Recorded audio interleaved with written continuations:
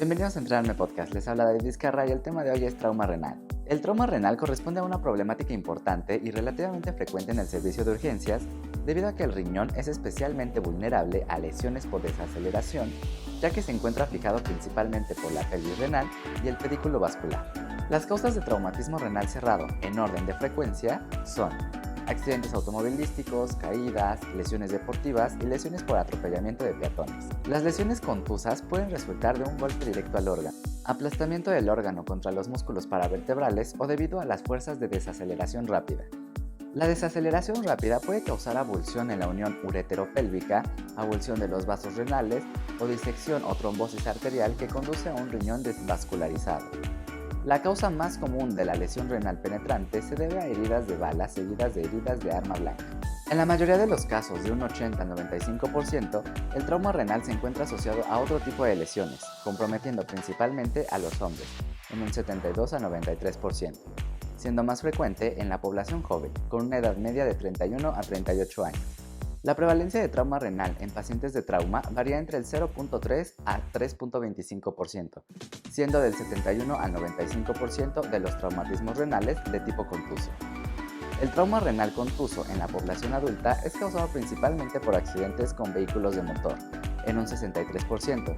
En segundo lugar, caídas con un 43%, deportes en un 11% y por último, accidentes de peatones en un 4%. Como todo paciente politraumatizado, se debe seguir el protocolo ATLS con ABCDE de la evaluación primaria. Los pacientes traumatizados con lesiones contusas o penetrantes en el tórax, el abdomen y la pelvis tienen un mayor riesgo de sufrir una lesión renal, por lo que es importante estar en alerta máxima durante la anamnesis de estos pacientes por una posible lesión renal. Estos pacientes necesitan un examen cuidadoso de su tórax, abdomen, flancos y regiones genitourinarias. La lesión renal debe ser altamente sospechada en el paciente con hipersensibilidad, dolor, masa palpable o equimosis en el flanco, abdomen o espalda. En el traumatismo penetrante, la ubicación de la lesión renal se puede anticipar con base en las heridas de entrada o salida según la forma del traumatismo penetrante. Por ejemplo, una herida de arma blanca en la línea axilar anterior genera preocupación por la lesión del hilio renal, como vasos, nervios o uréter. Mientras que si la línea axilar posterior fue el punto de inserción, es más probable que se lesione el parénquima renal. Sin embargo, para las heridas de arma de fuego, la trayectoria puede variar y aunque los puntos de entrada o salida aumentan la sospecha de traumatismo renal, puede que no haya ninguna lesión renal. Se debe obtener laboratorios de trauma estándar, biometría hemática completa, química sanguínea completa, tiempos de coagulación, lactato, entre otros. La hematuria se observa más en el paciente con traumatismo renal cerrado que en el traumatismo renal penetrante, y si está presente, tiene una mayor frecuencia de hematuria microscópica frente a la hematuria macroscópica. Aunque la hematuria puede ser el punto de referente para la lesión renal, el grado de hematuria, presente o no ha demostrado correlación para predecir la gravedad de la lesión renal. En la evacuación primaria de un paciente politraumatizado con inestabilidad hemodinámica y sospecha de compromiso en la cavidad abdominal, se puede incluir la prueba FAST. Este examen por imágenes se lleva a cabo para evaluar si hay líquido intraabdominal o pericárdico, que si está presente será altamente indicativo de sangrado en el paciente traumatizado y ayudará en el diagnóstico oportuno y en la decisión de si se justifica una intervención quirúrgica urgente. Sin embargo, en pacientes con trauma renal, es un examen poco sensible y específico debido a que está limitado en sangrado retroperitoneal y lesiones renales menores. En el paciente hemodinámicamente estable o en aquellos que han respondido bien a los esfuerzos de reanimación, se puede evaluar más a fondo realizando una tomografía computarizada con contraste trifásica, la cual es el estándar de oro para las imágenes renales. Es importante tener en cuenta que una exploración negativa no descarta una lesión renal y la evaluación adicional depende del estado clínico del paciente.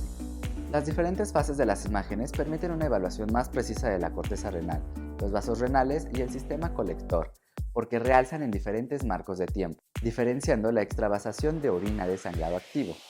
Una tomografía computarizada delinea los hallazgos y la gravedad de la lesión utilizando el sistema de clasificación de la American Association for the Surgery of Trauma.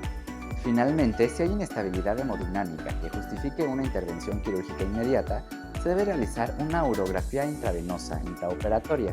Hacerlo permite evaluar la función del segundo riñón, lo que puede guiar aún más el abordaje quirúrgico del riñón afectado. Existe un consenso establecido entre los cirujanos de trauma y los cirujanos urólogos que el manejo inicial no quirúrgico en el paciente con traumatismo renal hemodinámicamente estable tiene un mejor resultado general. El éxito de este enfoque se debe en gran medida al avance de las imágenes por tomografía computarizada que permiten la clasificación de la lesión renal y a los avances logrados en las técnicas de angioembolización. Un tratamiento no quirúrgico implica inicialmente atención de apoyo en un entorno de unidad de cuidados intensivos, exámenes clínicos en serie, hematocritos en serie cada 6 a 8 horas, transfusión de hemoderivados y angioembolización o colocación de drenaje para la fuga de orina. Con este abordaje no quirúrgico inicial se puede preservar la función renal y evitar nefrectomías innecesarias. A medida que el paciente se estabiliza, los laboratorios en serie pueden disminuir en frecuencia y el paciente puede ser egresado de la unidad de cuidados intensivos. Finalmente, se recomienda que los pacientes que se manejan de manera no quirúrgica deben repetir una tomografía con contraste de 48 a 72 horas desde la exploración inicial o antes si está clínicamente justificado para evaluar las complicaciones comunes de sangrado u orinoma en estos pacientes. La mayoría de las lesiones renales son de bajo grado, de 1 a 3, y se manejan de manera conservadora, pero esto no excluye a todos los pacientes de embolización angiográfica, es decir, con sangrado activo, o cirugía como inestabilidad hemodinámica. Las lesiones de grado 4 sin hematomas en expansión con estabilidad hemodinámica pueden someterse a un periodo de prueba de tratamiento conservador. Las lesiones del sistema pélvico calicial pueden tratarse inicialmente con colocación de stent o drenaje del urinoma, seguido de reparación quirúrgica o nefrectomía si falla. La angiografía selectiva con angioembolización ha revolucionado la evaluación y el tratamiento del paciente con sangrado activo por una lesión renal con una tasa de embolización exitosa de hasta el 88% y una tasa de rescate renal de hasta el 92%. Se necesita un radiólogo intervencionista para este procedimiento y solo se puede realizar en las instituciones donde pueden estar disponibles de inmediato. Si este servicio no está disponible, el paciente debe ser transferido si se encuentra hemodinámicamente estable para hacerlo. Se prefiere angioembolización a la cirugía, ya que ha demostrado que reduce la pérdida renal y preserva la función renal, y por lo tanto aumenta la recuperación renal en general. Los pacientes con lesión renal que estén hemodinámicamente inestables, que no respondan a las medidas de reanimación o que fracasen en el tratamiento no quirúrgico, deben ser llevados a intervención quirúrgica. Las lesiones uteropélvicas completas o la abulsión del pedículo renal, como se observa en las lesiones de grado 5, requieren reparación quirúrgica. Las lesiones uteropélvicas parciales se pueden tratar con stent o desviando el drenaje urinario. Todas las heridas penetrantes asociadas con sangrado activo, pérdida de orina o que involucren el ilio deben explorarse quirúrgicamente. El objetivo principal de la intervención quirúrgica es controlar el sangrado y salvar el riñón si es posible. Si se considera la nefrectomía, es fundamental localizar el riñón contralateral mediante palpación para asegurar que el paciente tenga otro riñón. También se puede realizar una pielografía intravenosa intraoperatoriamente para comprobar si hay un riñón funcional contralateral, lo que podría influir en el tratamiento intraoperatorio. La intervención quirúrgica no equivale siempre a la nefrectomía. Por ejemplo, algunas lesiones se pueden reparar principalmente como pequeñas heridas en el parénquima renal o lesiones en la pelvis renal, o realizar una nefrectomía parcial si se puede obtener suficiente parénquima renal funcional. Las complicaciones más comunes después del tratamiento no quirúrgico de las lesiones renales traumáticas de alto grado son hematuria, fiebre, lesión renal aguda y urinoma en comparación con la infección de la herida, el absceso perirrenal y la infección del tracto urinario después del tratamiento quirúrgico de estas lesiones. El sangrado activo es más común en lesiones de alto grado, 4 y 5, pero también puede verse en lesiones de menor grado como el 2 y el 3. El sangrado tardío se observa a las 2 o 3 semanas de la lesión y por lo general se debe a una malformación arteriovenosa o a una pseudoaneurisma. Las malformaciones arteriovenosas y los pseudoaneurismas son secuelas que se observan con mayor frecuencia en lesiones de mayor grado y traumatismos penetrantes. Mientras que el sangrado activo es una complicación más crítica con trauma renal que requiere atención inmediata, la extravasación de orina es un hallazgo mucho más común y se puede ver en alrededor del 7% de los pacientes con lesiones renales. El urinoma se desarrolla cuando la orina se encapsula, más comúnmente en el espacio subcapsular.